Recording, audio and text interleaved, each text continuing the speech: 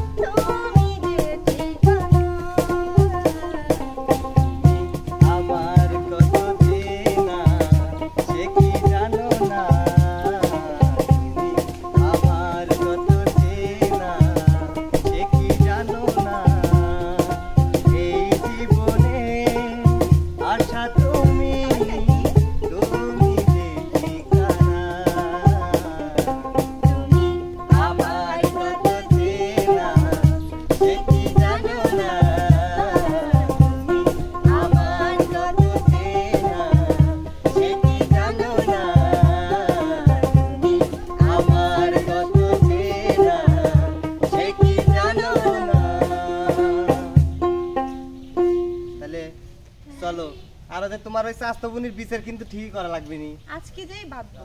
তাহলে চলো যাই। চলো।